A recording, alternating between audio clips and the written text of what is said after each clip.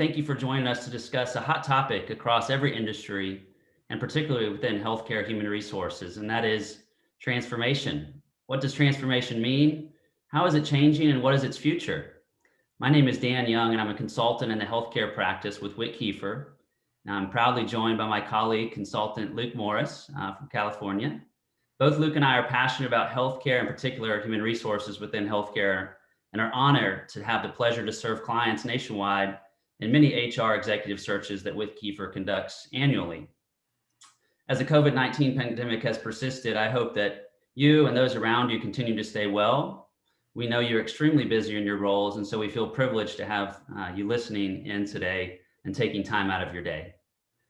Today, we're honored to be joined with three exceptional CHROs.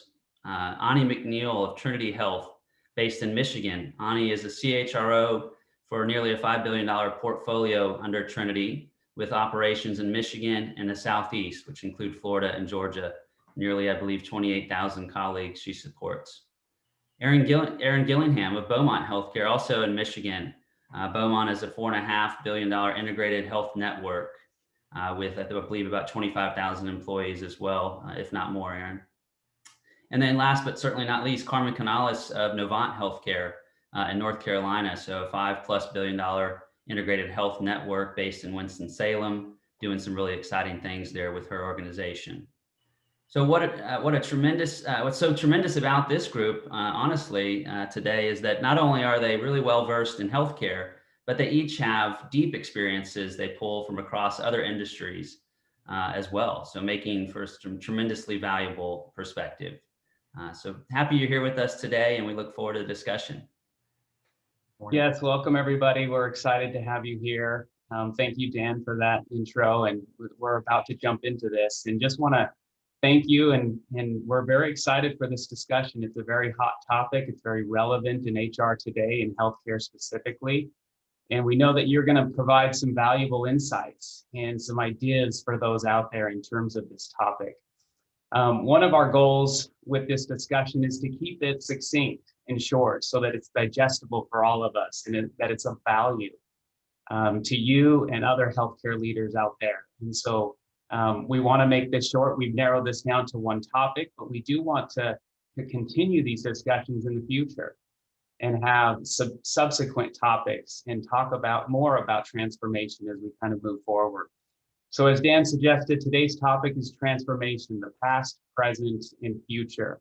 And so that's really the topic we're focused on today.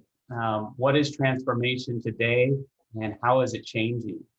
Dan and I will tackle some other topics as we move forward into this, and we hope these sessions will be of value to everyone out there. So why don't we go ahead and jump in and get started. Carmen, if we can start with you. The first question that we have is, what does transformation mean to you in your organization today?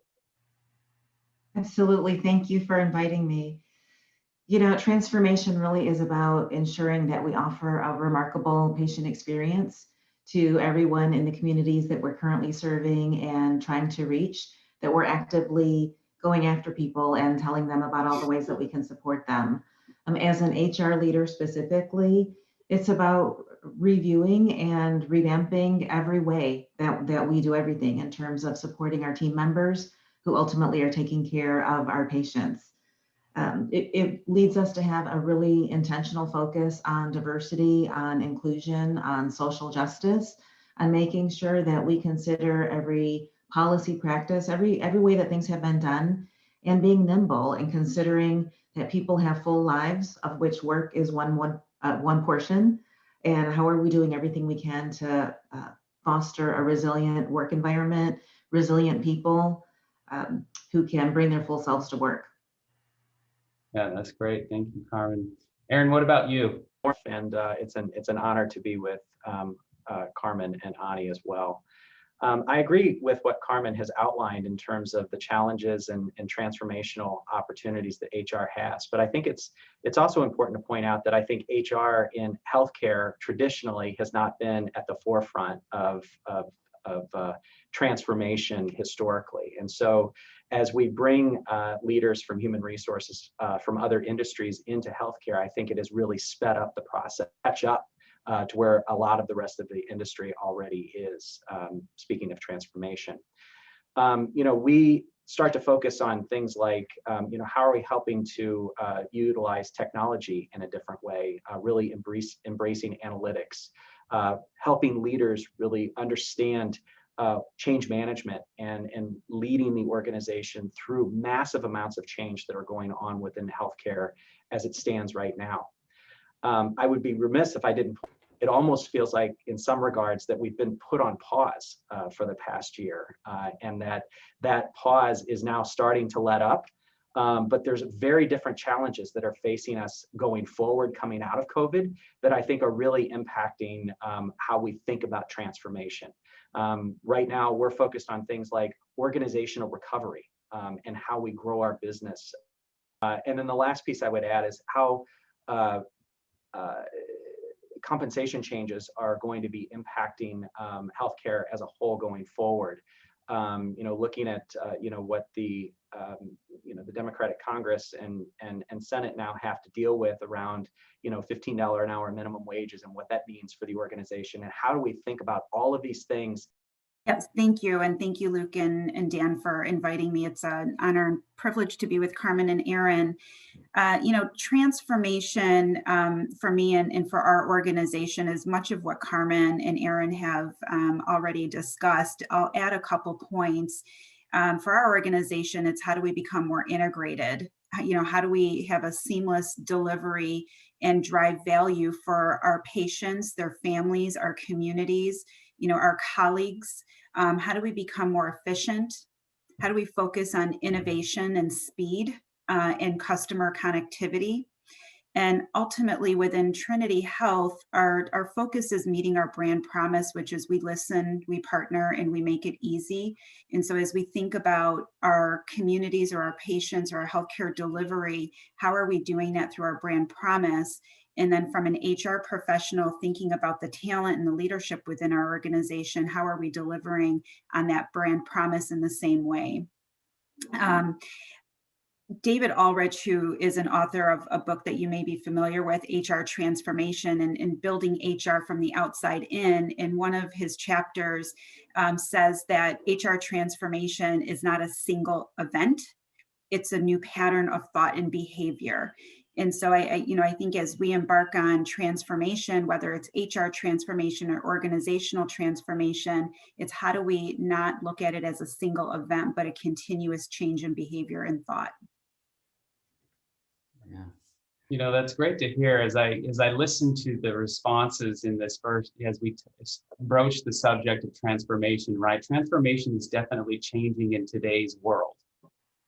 Because of the pandemic and because of the tasks and the strategies that we in our organizations are pursuing. And it's great to hear, as I listen to the list, diversity, change management, comp restructure, customer centric, innovation, how do we partner better?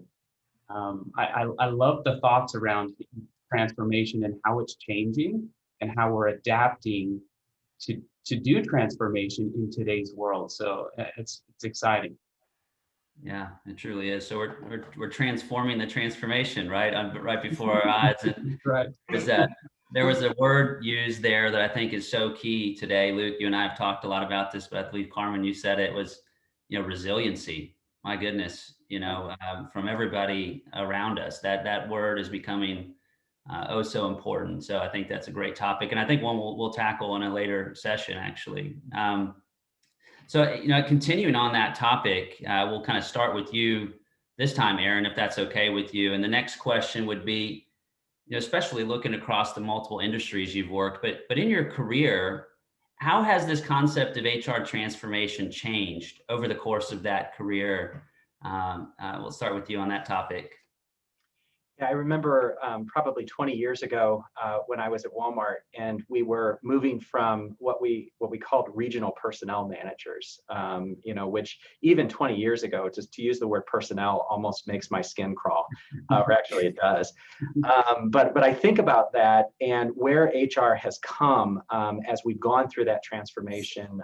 We did a tremendous amount of benchmarking when we went through that process and partnered with all of the great organizations in terms of where they were within the more traditional HR business partner model. And that's ultimately where the organization decided to move. But the transformation that I've been involved in over time since then has been more evolutionary, not revolutionary. And Ani's point earlier, in terms of what transformation means for the organizations going forward, is it's not going to be an on and off switch in terms of what's happening within organizations. It's going to be an evolution. And at the end of the day, I think the HR teams that are able to provide the business the value that they need to help them achieve their objectives, for the healthcare space, to really put the patient at the center of everything that we do, and that we make decisions that are value-based, culturally based, and that we're putting the right people in those roles that continue to fulfill the organization's mission, I think are going to be the teams that are really going to show up the best in the future.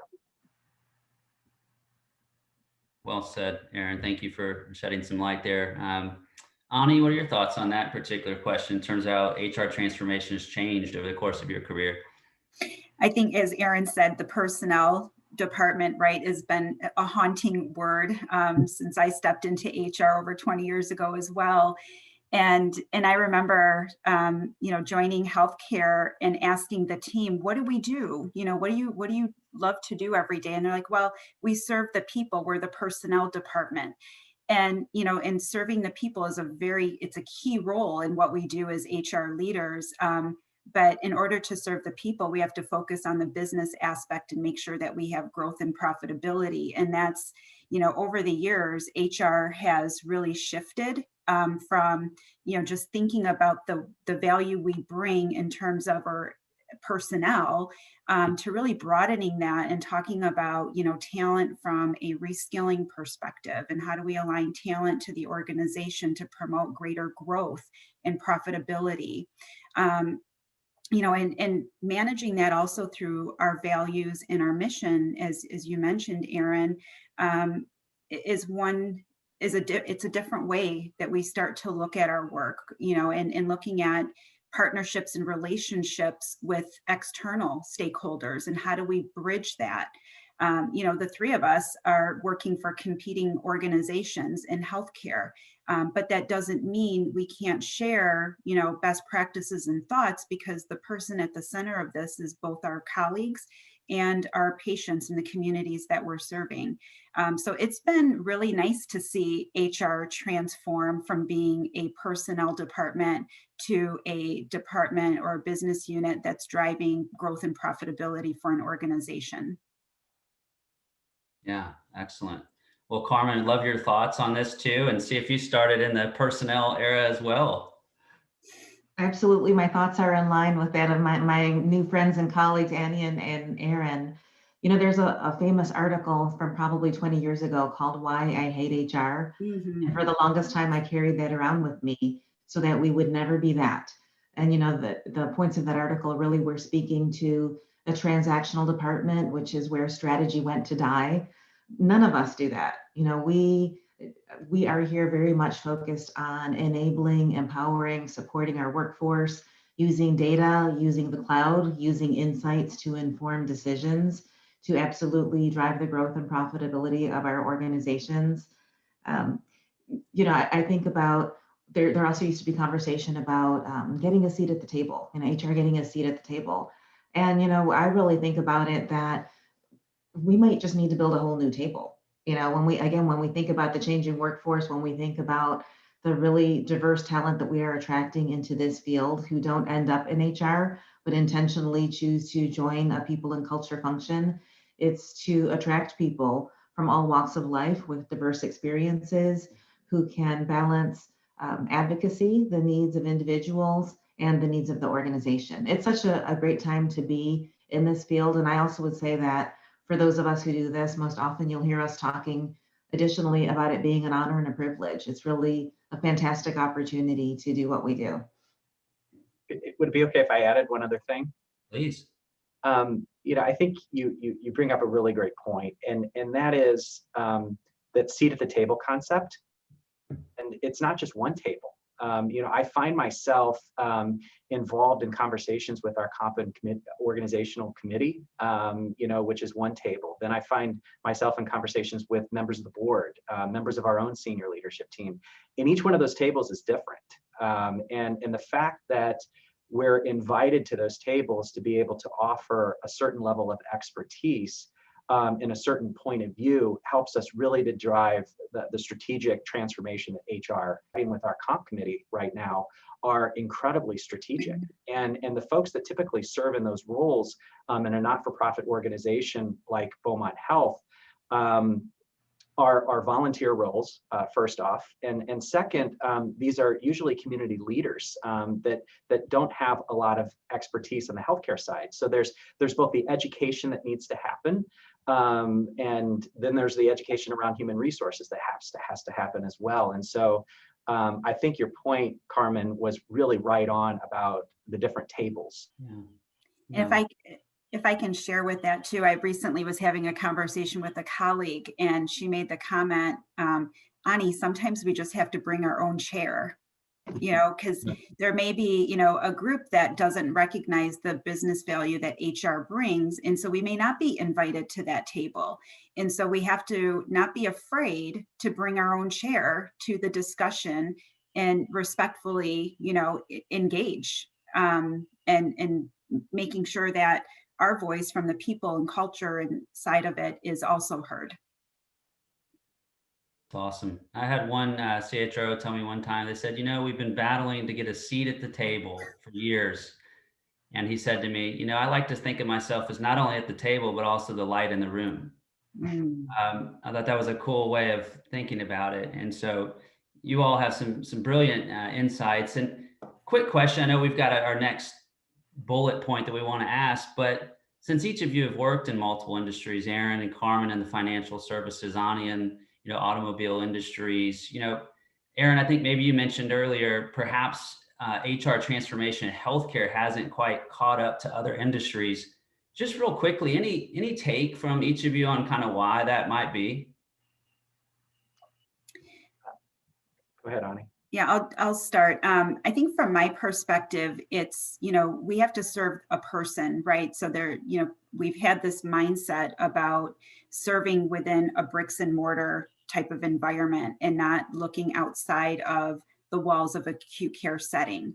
And, the pandemic has really forced us to expedite our telehealth in not just a specific discipline of healthcare, but in all disciplines of healthcare.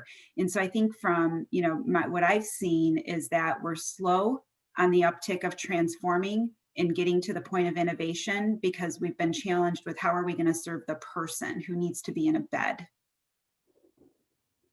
I couldn't agree with you more, Annie. I would add that healthcare often competes with other healthcare for every single role. And as I look to develop a world-class HR team, I'm looking at organizations that include healthcare, but certainly include every other industry you can imagine. Again, I'm looking for relationship managers, for strategic thinkers, for people who can take a complex concept and distill it simply, and you tell a story, for people who are storytellers and love to communicate. That's not necessarily what you're going to find in traditional healthcare HR. The other thing I would say, practically speaking, is that healthcare organizations exist to serve the patient. And so with no bad intention, sometimes there just hasn't been the investment in a people and culture function that's needed to drive the sustainability and growth of the organization. And now there are folks like us, in the room or at the various tables or at the tent or whatever it may be.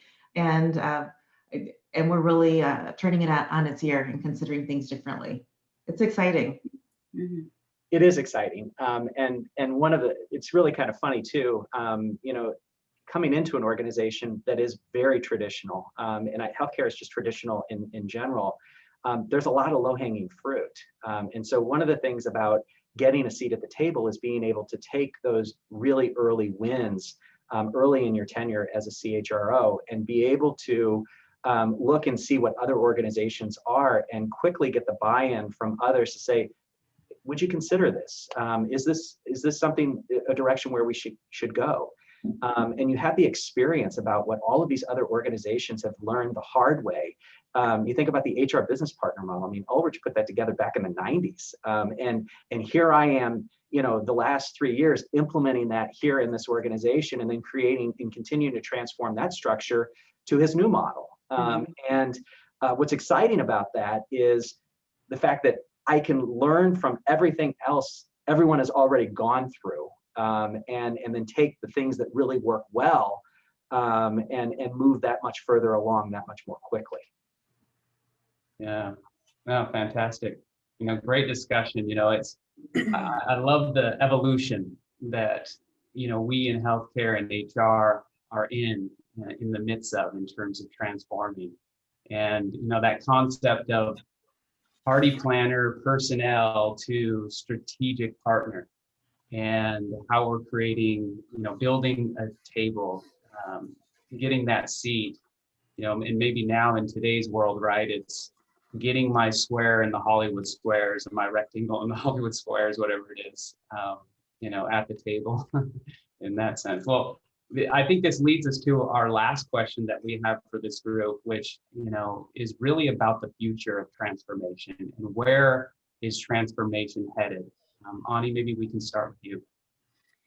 Sure. I think for HR, it's continuing to evaluate our relevance against the outcomes of the organization, and always being on that continuous journey to reevaluate it.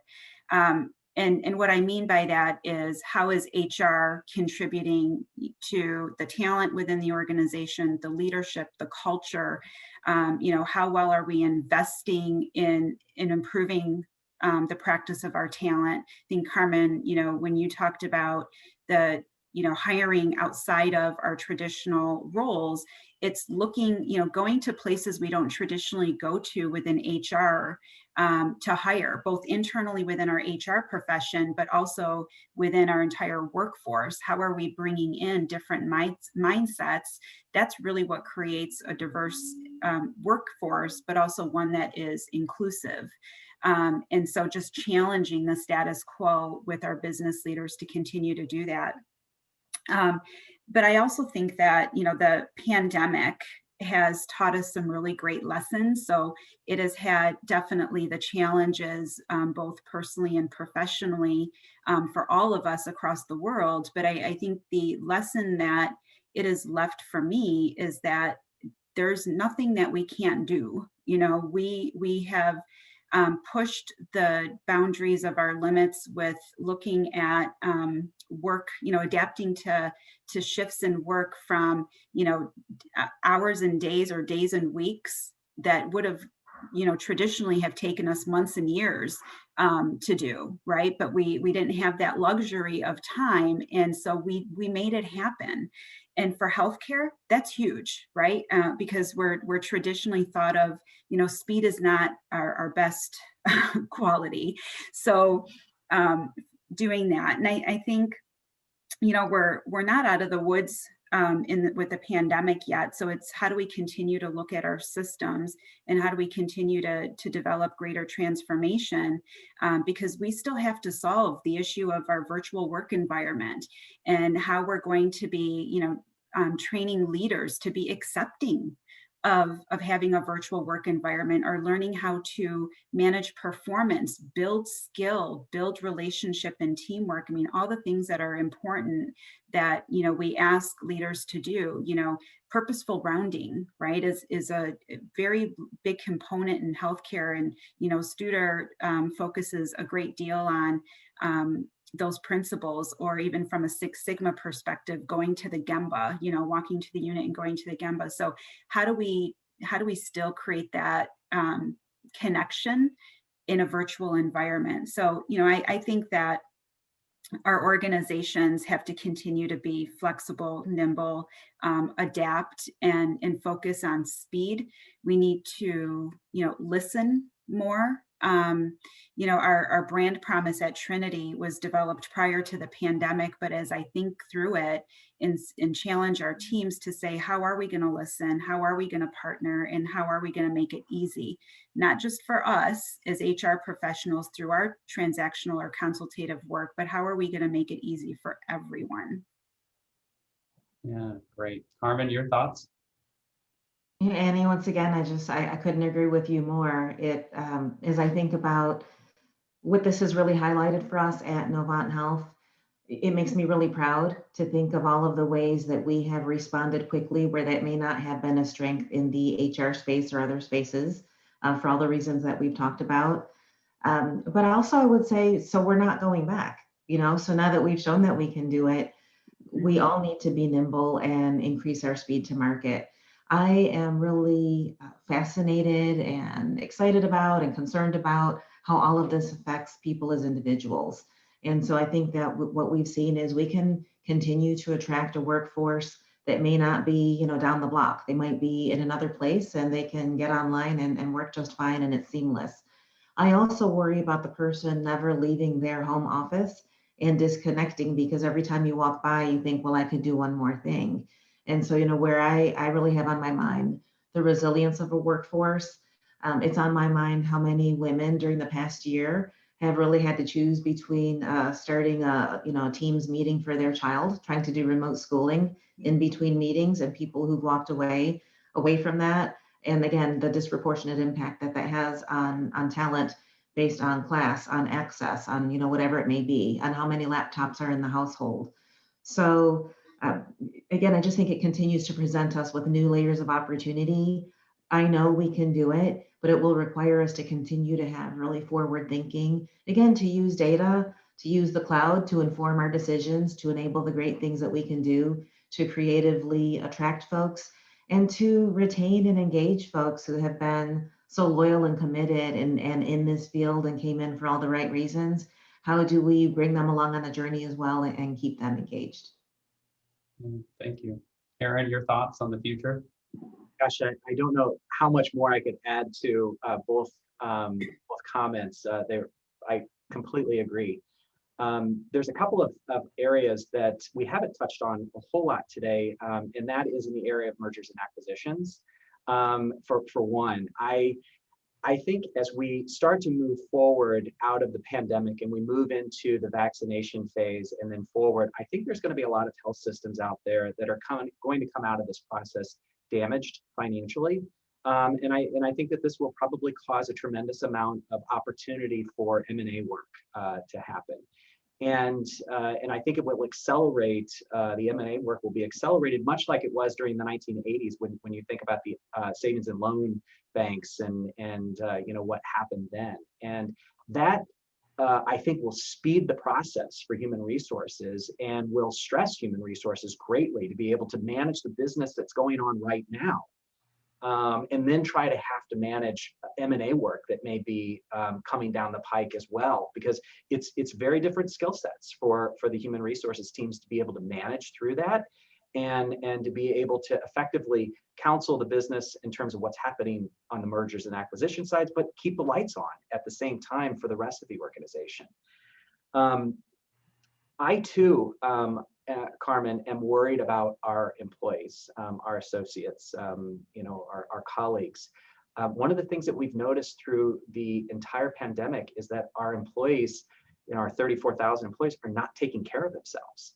We look at claims data across our health plan, and we find that our well visits are down. We find that people aren't getting cervical screens or mammographies or different types of diagnostic tests that they normally would in any given year.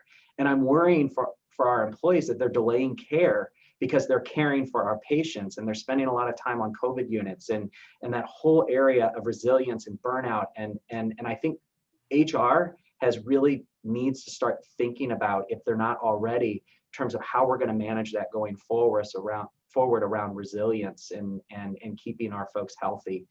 Because we're seeing some really concerning things within the health plan. Aaron, I recently looked at our employee assistance program utilization. I was curious to see, how much of an increase we may have seen through the utilization. It's a pretty robust program that we have. And interestingly, it only kind of notched up a couple points. And when I spoke to our partner, they indicated that it's not a surprise because typically, I mean, our caregivers focus more on other people than they do themselves. And so I think it's in the next couple of months and into the next couple of years that we're going to start to see that fatigue really set in, and you know, an increased number of leave of absence and more healthcare providers making the decision to step away from healthcare into other industries, because of the fatigue, you know, and just extremeness of the work that they've endured. You know, it's what the words that we're using right now, you know, it's resilience, it's also adapting. How do we help our colleagues adapt and give them other opportunities to maybe step away from providing care at the bedside, but maybe it's doing something in education or research. Perhaps it's short term versus long term, but just giving them a break. And then how do we thrive? You know, how do we help transform the negative and help people thrive? There's just, I think, so much work that we're going to have to focus on and partner with others that are experts in the wellness and well-being, you know, field. Yeah, I What think an about it. exciting, Oh, go ahead, Carmen. sure, you know, it just makes me want to add what an exciting time to be in healthcare. I mean, I think that today we're talking about really the journey that, you know, we've been on and things that we've observed, especially as we've worked in other industries. But what an exciting time for thoughtful, dedicated people who may be so dedicated that they're putting themselves last. And as an HR professional in this space, you know, really what a special opportunity to help folks see for themselves opportunities that they may never have considered, and to name the dynamic of it, it's a lot and we can help you with that. Or say, you know, gee, we don't have the answer at this moment, but we're all committed to this. It's so important and it matters. Mhm. My takeaway here is the future is bright as I listen to the three of you. It's incredible in terms of how HR has adapted and how quickly we've moved and have risen to the challenge. And you know, change isn't going to slow down, and there's going to be new opportunities, right, for us to challenge ourselves in new ways and really be even of more value to the organizations we serve in the future. What a monumental opportunity and rewarding opportunity for each of you and the hundreds of amazing HR leaders out there in the country to really make a true impact on, you know, you all have said it multiple occasions, on people. You know, this is personal, right? This is a personal thing.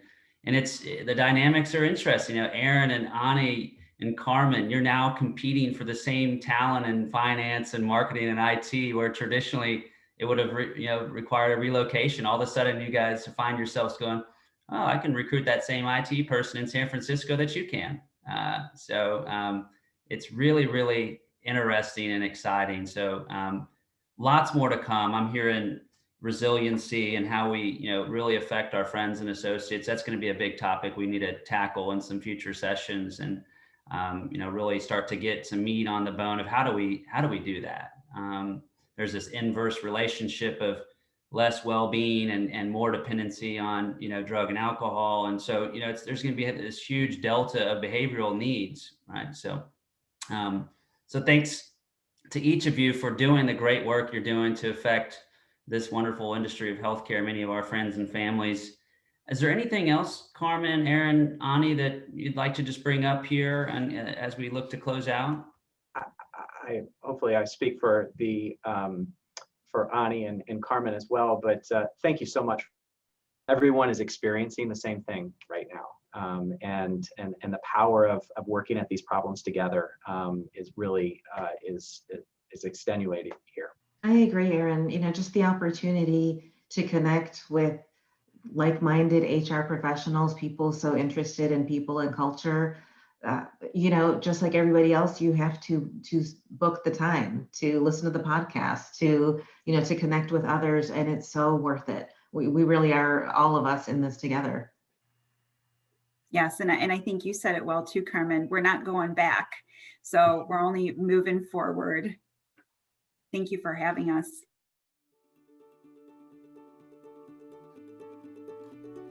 Thank you for tuning in. We invite you to visit wickkiefer.com to learn more about our expertise in leadership and view our open searches. You can follow Wickkiefer on our socials, LinkedIn, Facebook, and Twitter @Wickkiefer. Wickkiefer makes no warranty, guarantee, or representation as to the accuracy or sufficiency of the information featured in this podcast. The information, opinions, and recommendations presented in this podcast are for general information only. Reliance on the information provided in this podcast is undertaken at your own risk. This podcast should not be considered professional advice. Third-party materials or the contents of any third-party site referenced in this podcast do not necessarily reflect the opinions, standards, or policies of Wickkiefer. Wickkiefer assumes no responsibility or liability for the accuracy or completeness of the content contained in third-party materials or on third-party sites referenced in this podcast, or the compliance with applicable laws of such materials and/or links referenced herein. Wickkiefer makes no warranty that this podcast or the server that makes it available is free of viruses, worms, or other elements or codes that manifest contaminating or destructive properties. Wickkiefer expressly disclaims any and all liability or responsibility for any direct, indirect, incidental, special, consequential, or other damages arising out of any individual's use of, reference to, reliance on, or inability to use this podcast or the information presented in this podcast.